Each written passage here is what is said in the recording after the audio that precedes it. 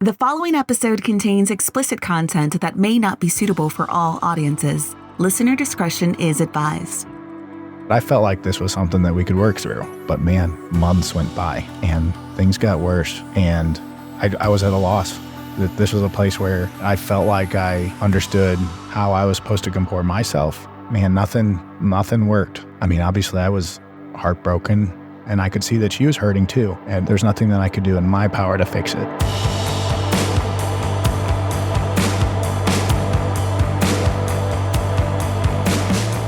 Every once in a while, I feel like I need to get into an episode a little differently. This is one of those episodes. You've no doubt seen the title, and so you've probably imagined what you are in for with this one.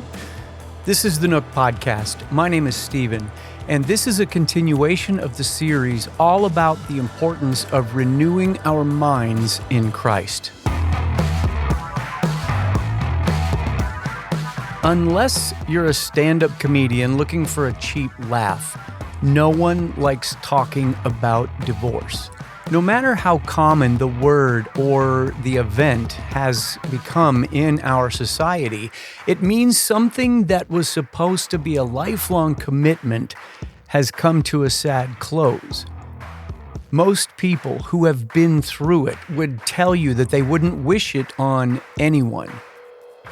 A marriage being dissolved rarely just affects the two people listed on the documents. Family and friends also feel that sting. This is one of the unique aspects of this episode. Not only am I hoping to encourage people who have dealt with this, I get to talk with a close friend who walked that mile earlier this year. Like so many, this was nothing he thought that he would ever have to contend with. Was this a fun conversation? No. Was this a necessary conversation? Yes. So settle in for this discussion with my friend, Fernandez. You and I have been friends for just over 10 years. And up until, a couple, 3 years ago, I would say that everything that I knew of you at home, I would have never thought that things were in an upheaval. But I think that's, I hate to sound so trite and say that's with everybody, but anybody who's been married any amount of time knows that it's not easy. Talk about your life. Talk about your married life 5 years ago. It's more of a long term before things started going south. Sure. Well, like you say, every marriage has ups and downs and peaks and valleys. But I would say, we both came into it all in. We both knew that we were, the other was who we wanted to be with for the rest of our lives. And we were partners. We were friends. We loved spending time with each other. We were building a life. We'd gone from living in her parents' house to moving country to... Yeah, that's an interesting caveat. You met her and got married in England, right? That's right. Well, I met her here, but it wasn't long after that I moved there to be with her. Mm-hmm. No, it's okay. So yeah, we little by little, gradually, through a lot of struggle, we were building that life together. Granted, again, those ups and downs that we all go through, would you be able to pin at least somewhat of a specific time when it felt like they were just really starting to pile up? And granted, it's like I know the beginning from the end, but how far back do you have to go before you start to say that, it was right about there, that things really started to get messy? Yeah, well, I think for the most part, hindsight's a lot easier to see things clearly. But when I was in it at the time, it was kind of a slow boil situation. There'd been some tension and some communication issues, but I came to find out that there had been an affair. And, you know, even in that chunk of time where I think we were both determined to still see things through and turn things around, like that was the first indicator that, wow, this is really broken. That had to, I mean, you hear about that stuff all the time, but it can't ever be easy when it lands on your own front door. But even in that, when you did find out about the affair, was it, well, obviously it wasn't completely devastating because you just talked about the agreement that there was something worth salvaging, but how do you even come to that? I mean, this whole series that I'm in is about renewing your mind. And I think that something like that may seem, how is that related? I don't know how you can be the least bit interested in a reconciliation if without the right mindset, saying, okay, this is brutal, but let's repair. Sure. And it would be awesome if I could just come at you and say, oh, well, I was in such a great place with God that, You mean your words? but, if I could just say, oh, well, I was just so close, so in the pocket that, I was like, okay, well, I can just see where the lies of the devil are and push back on that and see it for what it is. But that's not the case.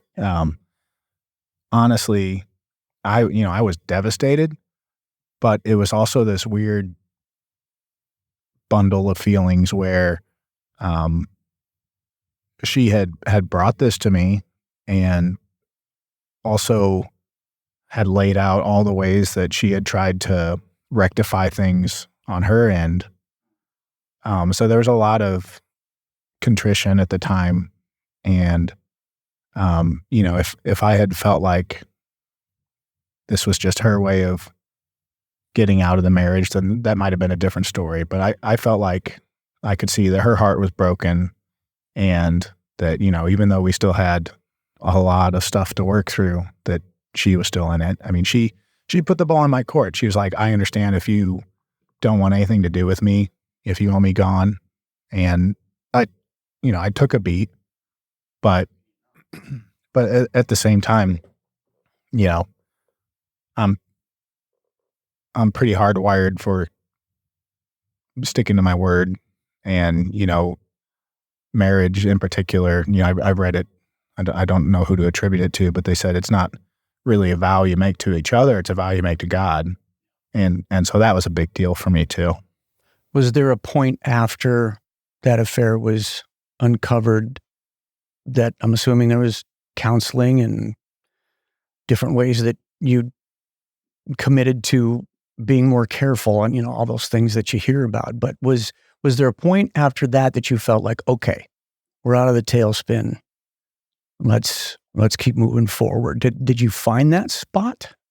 Again, there's no real line in the sand. I mean, I guess the closest thing you get to that, in my experience, is that you just sit up at one point and realize, oh, hey, I forgot that happened for a minute. Like, that's not front of mind every time that I lay my head down and go to sleep. Which has to feel better, at least in moments. Absolutely. It's like, when you've got a cold and your nose is all stopped up and you think, man, I will never take being able to breathe through my nose for granted again. And so, yeah, that was kind of the first sign that, okay, that the primary inflammation is gone for, right now. It's anyone who's been through something traumatic, and I would say this is definitely under that umbrella. It comes and goes, and it's not linear. There's ups and downs. Yeah. And I think that may be a little bit of conjecture, but I can't imagine that anybody who hasn't been through it can understand how you don't just flip a switch. Okay, we're good. All right, all's forgotten. Oh, right. And that was a little bit my temptation, because I tend to be someone who is conflict averse, and I like to be on the right page with people, and especially seeing my wife, the one I love, just so heartbroken. There's still just that hardwired part of me that's like, I just want to fix it. I just want her to be okay. Well, and even in that, it's hard for me to imagine any other thing that might feel so divergent than the husband who wants to fix the problem, but he's also the one who is for lack of a better term, the victim, that he just got run over by the car, but now he's got to go comfort the driver. Yeah, and we could definitely rabbit trail about some of it. An affair never happens in a vacuum. Like there's something missing, or there's a perceived lack that leads someone to step out. And so there were some things that she talked about that she felt like were lacking or had been missing. And that probably made me almost as angry as the fact that she had stepped out, because I was like, why didn't you talk about this sooner? Why didn't? And so there was more arguments about that. It felt like a justification than there were about the act itself. And so that kind of communication postmortem is where a lot of the ongoing inflammation continued to be, because that's the part that haunted me. Like going forward from there was feeling like, okay, this was something that she specified retrospectively. Am I following that same pattern again? Are we following that same pattern again? Are we just is this gonna be a cycle? Just it's occurring to me as we're rolling through this stuff, the affair and the subsequent explosions, that all happened pre-COVID. What was life like for the two of you when there's just so much, okay, it's just you, me, the house, can't go anywhere, can't do much? Did that isolation help or exacerbate? It's a complex answer to a complex question. On one hand, it was a bit of a reset button for us because we were spending a lot of time together. But she's someone who's a very social creature, and in isolation, I feel like anyone, no matter how social or antisocial you are, like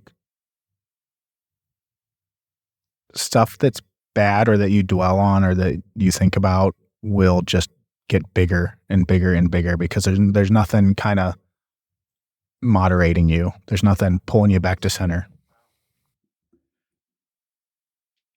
You saying that, I know that, she used to share it in social media. I can say that because we were friends in social media before lines were drawn in the sand, that she shared stuff in there about seasonal depression and even just down to things like, I remember when she would post pictures of that blue light, or no, the warm light that she would keep on her desk just to try to fight some of those things off. Again, knowing that neither of us is a mental health expert, but you saw this woman in a 24/7 situation. Did that play into everything else that you felt like she was dealing with, just the mental health side of things? Yeah, and I want to be cautious because I don't want to be disrespectful or throw rocks. We're sure, and I understand that I'm sharing one side of a very complex story, but to answer your question, from where I sat, I could tell that COVID, the lockdown, that was all taking its toll. And one other thing of note is that she's an immigrant, and so her family, the people closest to her, are far away. And so it wasn't just, hey, I can't go out and hang out with my friends. It's, hey, I can't travel and see my parents. And so that's a lot. And when you've got, work pressures, just the normal everyday things that we all deal with, but you add, hey, some of my primary sources of basic comfort are unavailable to me. Yeah, that takes its toll.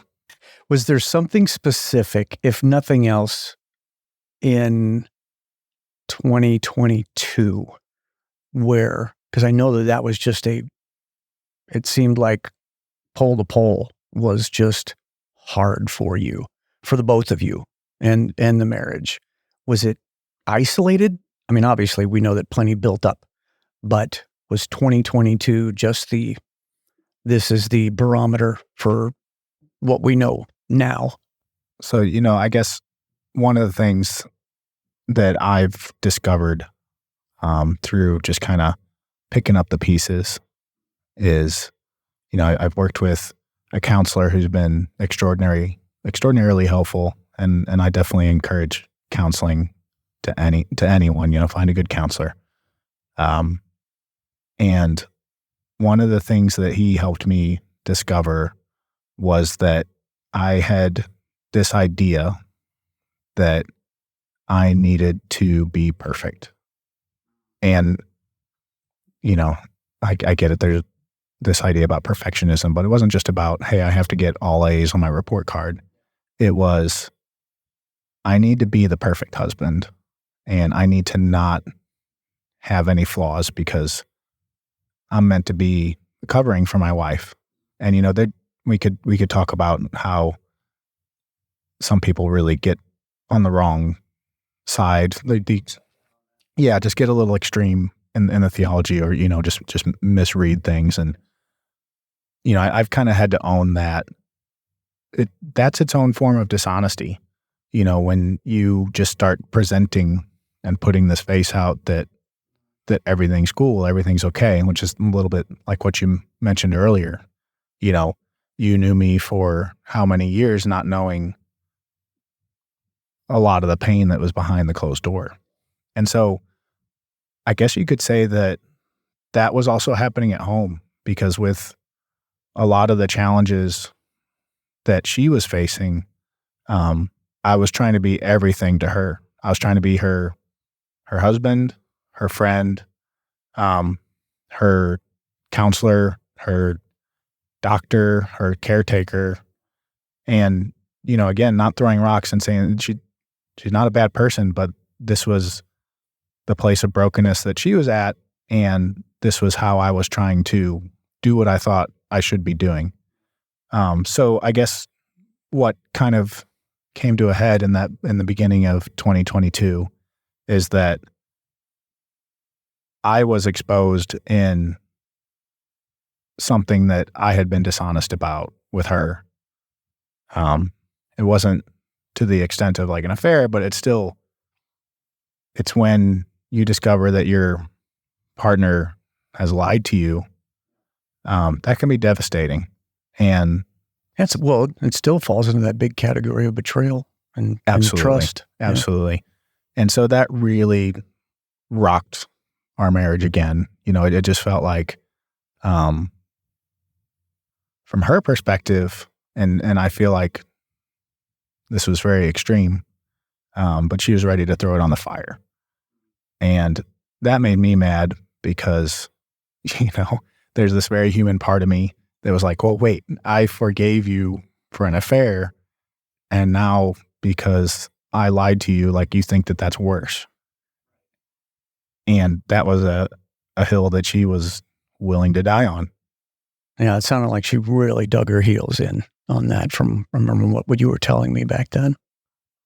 Yeah, and it went on. Like it's I think any husband or wife in a marriage knows that, like, you have an internal clock that you kind of build over time to know how long an argument's going to last. Like, is this oops, I made a bad joke at a party and I'm going to hear about it on the way home, but then it's going to be fine? Or is it I'm probably sleeping on the couch tonight? So I had in mind that, yes, I screwed up and I need to, show that I understand the mistake and that it's not going to happen again. But I felt like this was something that we could work through. But man, months went by and things got worse. And I was at a loss. That this was a place where I felt like I understood how I was supposed to comport myself. I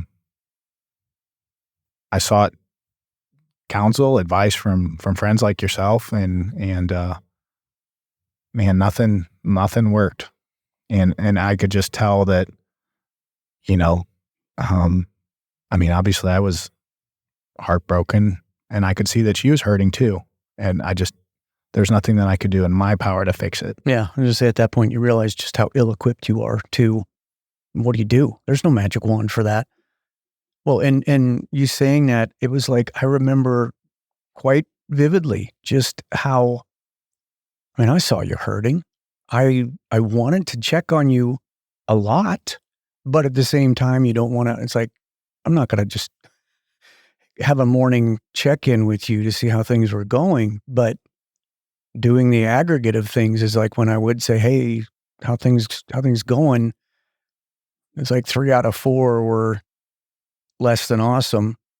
And every once in a while you'd get a little, oh, you know what?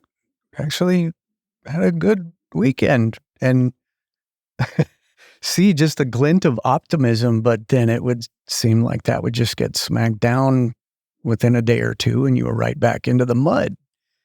And I mean, I wish that I could walk away as somebody who saw you go through that and say, well, here's what you do when you've got a friend in the middle of this mess. But that's hard. That's when you realize that it's not just the two of you.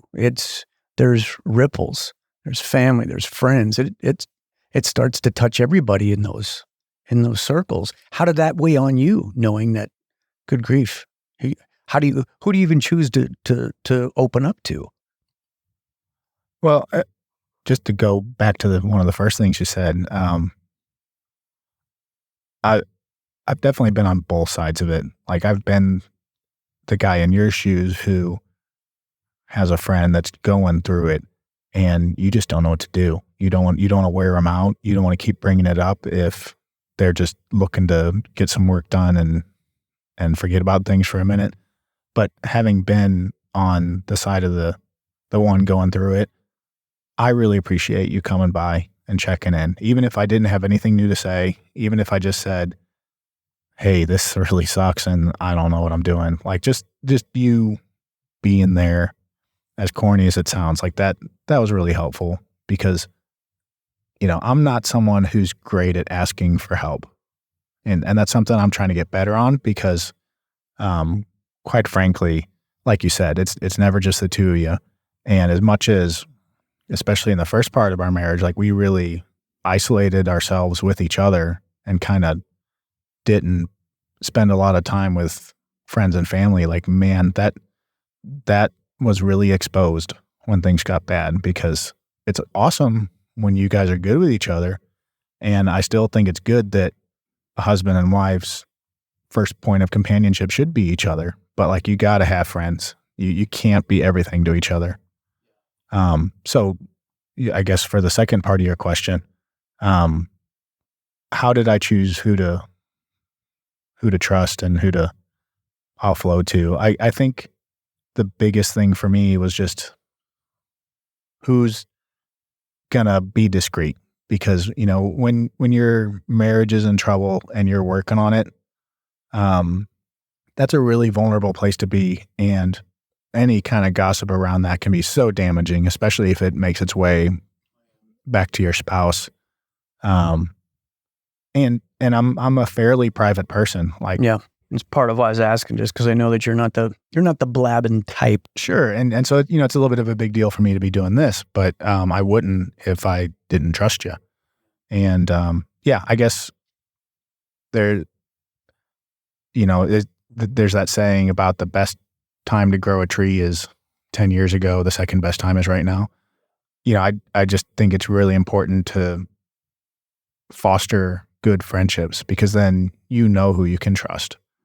And you and I have been friends, like you said, for a long time, but I feel like, as sad as it is, it took something like this to really show me the depths of what that friendship could be. And it shouldn't be that way, but I'm still kind of glad that that's a silver lining that can be taken from this experience. Seriously. Well, and when you're in the middle of something like that, and even as you did open up to me about stuff, you were always very you seemed very strong. I mean, obviously it was rocking you, but I never had you blubbering on my shoulder, and I know we're dudes, and that's just atypical anyway. But what were the moments like when you were just alone? I mean, was it a mourning? Was it just that those moments of feeling completely powerless? And I'm not trying to overseed your answer here, but I think that's another one of those things that's just really tough for somebody to wrap their head around unless you've been through it. I mean, it was all those things. I mean, I've heard so many people talk about, divorce is like a death, and it's something that needs to be mourned. You mourn not just the loss of the life you have, but you're mourning the future that you imagined you might have. Mourning the future you thought you both had. Exactly. And so, again, talking about friendships and being proactive and being forward thinking, like when the times are good, so that that people have your back when times are bad. Man, you could definitely say the same about your walk with God too, because, I wasn't in the best place when things really fell apart, but I made a decision early on when that started happening that I needed to get back in the Word. And again, I'm not trying to be, Christian easy here, but it seriously made a huge difference. 2022 is the first year that I read the whole Bible, in a structured reading plan. I used to just in my own head kind of think that was a silly thing to do, which that's crazy, but that's how I felt. I was like, I can study without having to read the whole thing. But man, you get into the Bible and you spend that time with God. It's so much better than going down some self-destructive path. Oh yeah. And now I'm glad you said it, because I was thinking about that, is that it just seems like there's only one of two ways that it's either going to turn you completely away from God and your own bitterness and despair, or you realize, good grief, this sucks. Why would I not want Him, every bit of it that I can get in the middle of the craziness? And I don't know, that it just makes me think about how it's brutal to know, and I know it's just been kind of talking points in the church for many years, that divorce rates in the church are not that much different than marriages outside or divorce outside the church. And I don't know, in a situation you got like this, maybe just go, dang, why? When we know. But what was that comfort like for you when it seemed like everything at home was in complete disarray? Well, so, this is going to sound like a first world problem. But we had just in the last year before moved into a house that was probably too big for us. But there was a case of supply was scarce. And so we bought something that was bigger than what we needed. So that ended up being actually a really huge relief when things got bad, because we more or less had our own halves of the house that we could stick to. Yeah. You go to neutral corners. Exactly. And so I would say that, I got to the point where I realized that me being around was really inflammatory. And so, the flip side of that is it became stressful for me. And so I actually got used to having my own space. And so I just made up my mind that I wasn't going to waste that time, or maybe I should say that I wasn't going to just sit there alone with my own thoughts and wallow. I was still very much intent on doing my part to save the marriage. I don't. It's weird talking about divorce in the church because depending on who you talk to or which pastor you listen to, like there's some that obviously God hates divorce, but it's a big but. Like both parties have to want to be there, and it is a decision that both make every day, and you can't force the other person to be in if you're not in. Right. Well, and it's interesting as you're saying that, I'm remembering how you were finding great books to read. And so it's like in one breath, you're saying, I'm reading this great book. I remember you would send me pictures like of a page that was just blowing you away. And I would, well, that was awesome. I could just as quickly realize that, okay, he's sitting at a Starbucks. And not that a Starbucks isn't a great place to sit and read, but it was kind of that thing behind the thing that's when you were also telling me that, I mean, she was really, she wasn't keeping you at an arm's length difference. She was really starting to shut you out. Yeah. And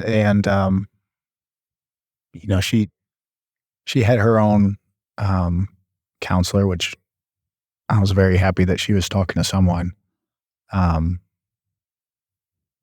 so she also had this group of ladies that she began meeting with. I felt, and again, this is just my side of the story, that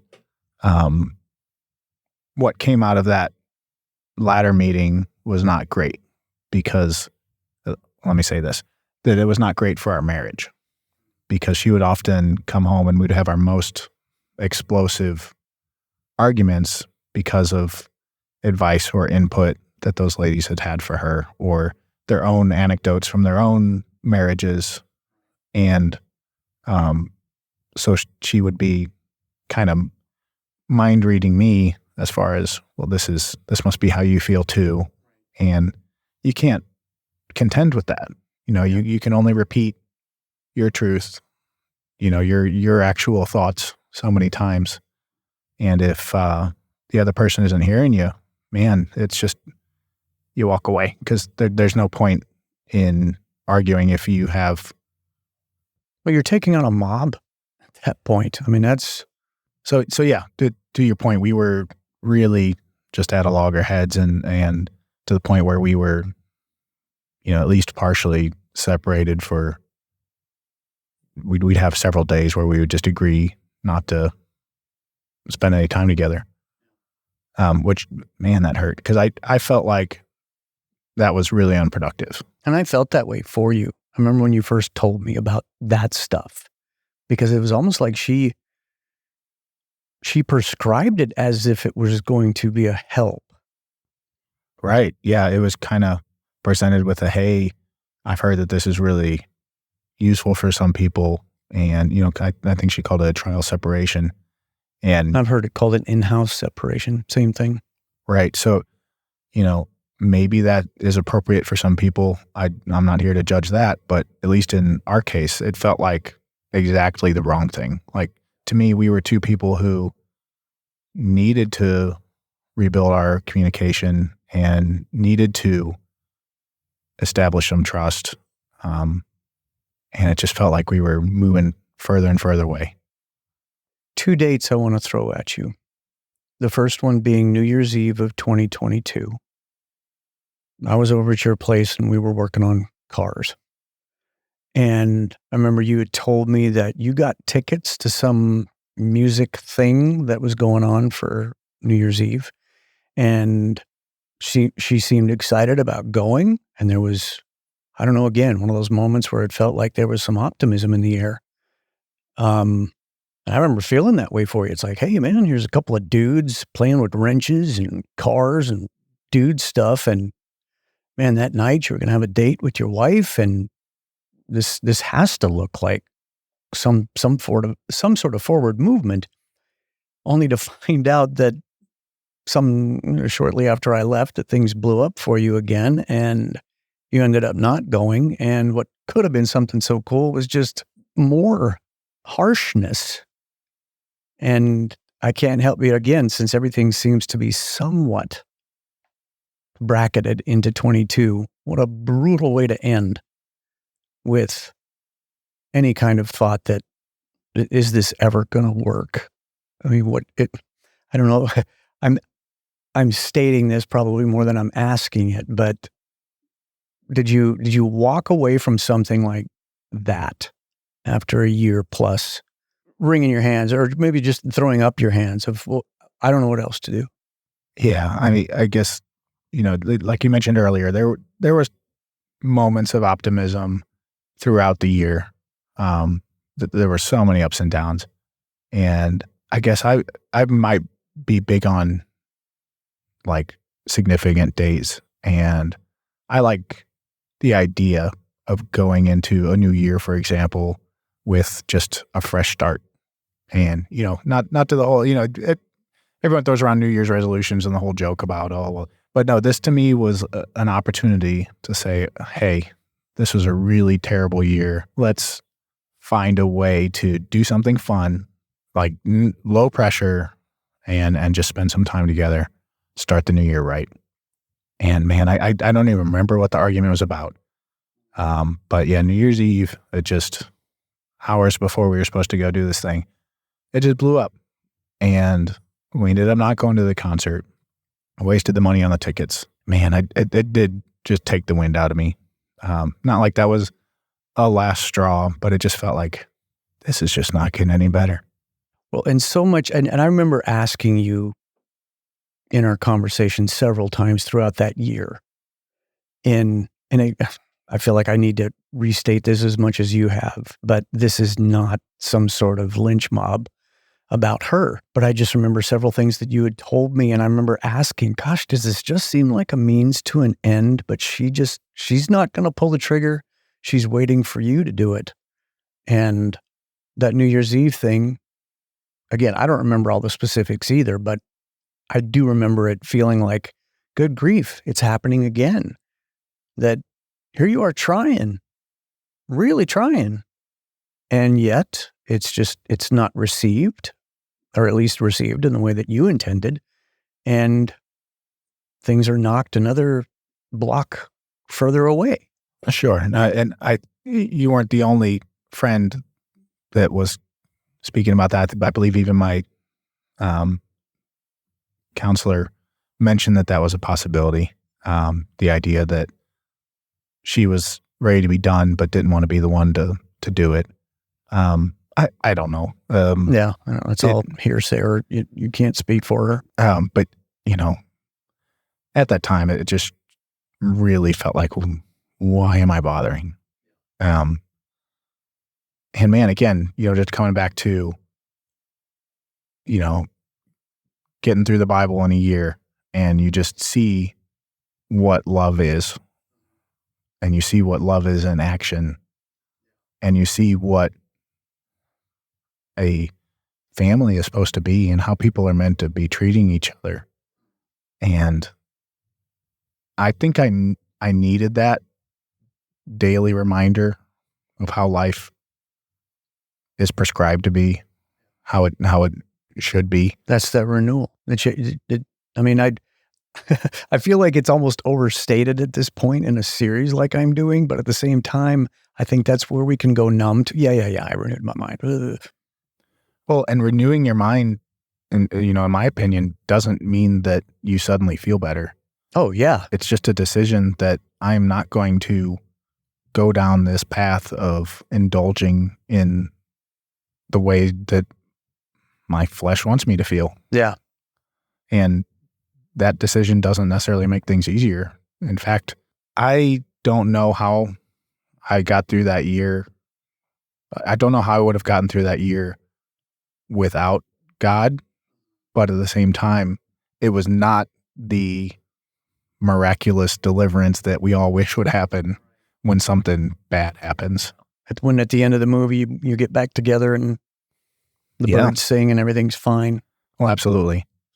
And so, yeah, it wasn't too long into 2023. One of the standing boundaries that I had said was, look, if we need to work through something difficult, let's do it on the phone or in person. Like, I can't argue by text. Like, I'm not quick enough, and I'll just get overridden. And it's all the usual things too. Like, it lacks the nuance of body language and tone, and so it's really easy to have misunderstandings. Oh, sure. Especially when everything is so hypersensitive and you're ready to fly off anyway. And so to that point, I was traveling for work. That was going to be the second date I brought up. It's about 6 weeks later. Yeah, pitch your question. Let's hear it. Well, just that you and I had to travel for work. I knew it was right around Valentine's Day, so we can say it was 6-7 weeks into 23.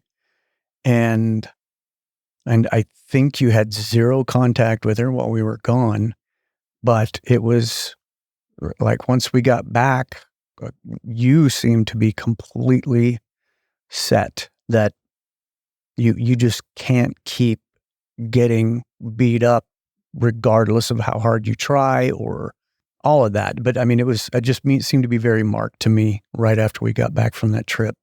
Yeah. So the reason I was kind of teeing up that thing about, I don't want to argue by text is, she had reached out, like, I'd say one day into the event we were traveling for. And, I responded saying, I can't argue by text. Like, I can call you later or we can discuss it when I get back. And man, I just got one of those walls of text, and it just completely obliterated my character, completely just disavowed ever really having any kind of love or feelings for me. And it was the closest thing to a resignation letter that I could have gotten. And man, right or wrong, at that moment I was done. And when we got back from that trip, I told her I couldn't do that anymore. And I was done.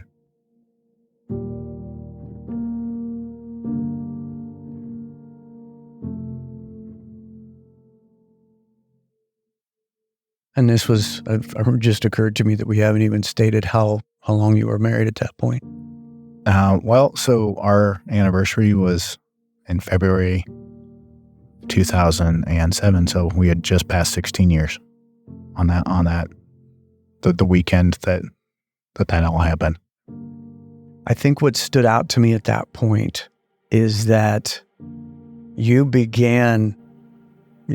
100% business at that point. It was like, because of that resignation letter, you seemed completely devoid of emotion. It's like, look, I'm done with that. I can't keep getting beat up this way. So, all right, here's the way it's going to go. And you downloaded paperwork, and you were your own attorney in just walking that all out, and there was nothing but resolve in you. Yeah, I mean, like Paul said, the whole idea of run the race, and the idea that you did everything that you could. And I was definitely there. Like, I had done everything that I knew to do, that friends and trusted experts suggested to do. Gave it a year. Yeah. From that initial collapse to really try. And this wasn't a flip decision. It wasn't an emotional, in the heat of the moment decision. It was like, okay, that was the clearest sign that I could have had that it was over. And not legal advice, but obviously it was way simpler that we were able to keep it amicable and not have to get attorneys involved. And I think it was important for me to be unemotional at that point because I didn't want to inflame things and get to the point where it was not an amicable divorce. But also I felt like I had invested all I could emotionally in that relationship, and it just wasn't warranted, needed, or deserved at that point. Yeah. Well, again, knowing what you know at this point, do you regret anything about your efforts, knowing that, I mean, I hate to make it sound so, but no matter what you tried, it still ended poorly. Are you okay? Are you okay in yourself, knowing that you did give everything? Yeah, I think if I were going to have regrets, it would be if I felt like I threw in the towel prematurely or just gave up, or because then it does come back to that. Well, you made a vow unto God. That's like, well, at least from where I'm sitting now, sitting across from you here, I can say that I did my best, and so I don't have any regrets. I guess if I really wanted to dig, things would have been easier if I had been in a better place with God from the beginning. Then it would have been less screaming in the wilderness at the beginning of it. But I'm not going to kick myself too much for that. And I'm not big on trying to relitigate things retrospectively anyway. I just feel like we're here because of the decisions that we've made and what we've done with what we've had. And I feel pretty good now where I am. Yeah. Well, and I feel like it's a kind of a rote question, but are you in a really good place with God? Even, I mean, this isn't even a year old at this point. Still fairly fresh, but has God been the mainstay for you through all this? Definitely. And as any mature Christian will attest, it's almost never, well, in my case, never, the big flashing light in the sky with the sign of what to do and, the glowing clouds giving you comfort. It's nothing like that. It's manifest in His Word, but it's also manifest in good friends who are there when you need them and having provision, man, even just being able to get a good night's sleep when things were really bad. Like, to me, that's a God thing. Like, oh yeah. How many, when your stomach is in knots and, oh yeah. Well, and I mean, how many times does Scripture talking about He will give you rest? I think that can be quite literal. So well, it's peace in the storm. Yeah. And man, that doesn't mean that you don't feel the storm. It doesn't mean the storm doesn't mash you around, but just knowing that you're going to make it and you're not going to give in. I hope I don't butcher this. It was a quote I saw yesterday that said something to the effect of, in Moses' story, God didn't make the water go away. He parted it. And He was with Moses in all of that craziness. But the water was still there. The water, and for that matter, the enemy coming at him was all still very present. And it's easy to see that written on a page as a miracle. And wow, I bet I could have been just as faithful and gone through. Oh, man, imagine that. That would have been. And I think that's true of anything. Like, I can sit here now and tell you that I'm better off and that I got through it. But as well as I do that in the midst of it, my life was not a happy place to be. Well, when you're in that place, back to the water metaphor, when you feel like you're just barely breathing, and at any minute the next wave is just that's going to be it. Sure, and when you are that inflamed, like, you just start to question: am I going to get through today? Is there a future after this? What kind of life will I even have? And at least in my case, I'm happy with where I am. And I guess one of the things that, one of those mind renewals, if you will, throughout all this is that I had to decide pretty early on that I was going to believe what God said about me, about being valuable and loved. Because man, when the person that you're married to doesn't love you anymore, if you haven't made that decision, or if you don't decide to believe that, man, you can get into some dark places. Oh, sure. And even when it seems like, well, okay, chapter over. Right. And so I could have really read into that situation and been like, wow, how useless and unlovable and undesirable am I that was a thing to do. But honestly, and I'm not puffing myself up, like that didn't enter my mind really. Like that was not where I went. It was just, I feel bad that this is happening. And honestly, I have a lot of compassion for my ex-wife. Like, I hope she has a good and happy life. And I don't regret marrying her. I don't regret so many of the things that we enjoyed together. I'm sitting here trying to figure out how I put a bow on this. But I think it's really important, and it was something that we were just touching on, that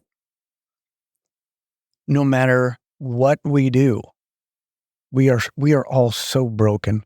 And I hope that that's not just some Debbie Downer kind of a statement either, but I honestly feel like that's something that has truly awakened in me in the last few years, because I think that I've just been quick to write people off, quick to compartmentalize. And I feel like anymore when I hear stories like yours, that you are somebody I'm very close to, or just something that you hear in the news. And my first thought is what you just said, we're all so broken. And despite our best efforts at times, it can still go very, very wrong. And I guess what I hope people get out of a discussion like this is it's God. It's stuff like this just makes me realize how much more I need God, that kind of getting an opportunity to lock elbows with you on something like this and want the best for you, pray for you, check in on you, all those things. The blowback or the spillover was actually good for me too, of just, you're my brother. I would take a bullet for you. And it sucks that came out of adversity. Mm-hmm. But with that, I probably wouldn't trade it either. And that's a weird realization, because I wouldn't wish it on you in a million years. And I'm not just going to be one of those Pollyanna types that say, oh, let's just find the silver lining here. No, but I mean, we live in a broken, fallen creation, and bad stuff's going to happen. And, I think one of the biggest ideas that I took away from this whole thing was that, I kind of grew up with this idea that if you do right, if you work hard, you will meet someone, get married, maybe have a couple kids, live, have a fulfilling career, retire, and that's something you can do. That's within your power. And man, it's just, that stuff's not in your power. No. And that's just the nature of the world we live in right now. Until Jesus comes back, bad stuff is going to happen. Yeah. And if you are wise, you'll learn something from it. And I feel like I've learned a lot. This experience, I guess, is the bow that I can put on it. Even the difficulty in trying to figure out how to wrap this up, to me, is the evidence of exactly what we're talking about. That there's no bow. You don't gussy this up. Yeah, here's the bow. life sucks, but it's better when you're not alone. I love you, bro. I love you too, man. And I love that I can say that to you without having to look away real quick. Like, Avert your eyes. Yeah, exactly.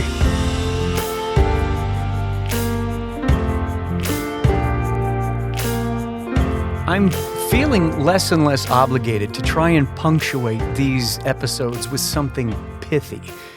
These kinds of things are hard to deal with, so I have no interest in sugarcoating any of this.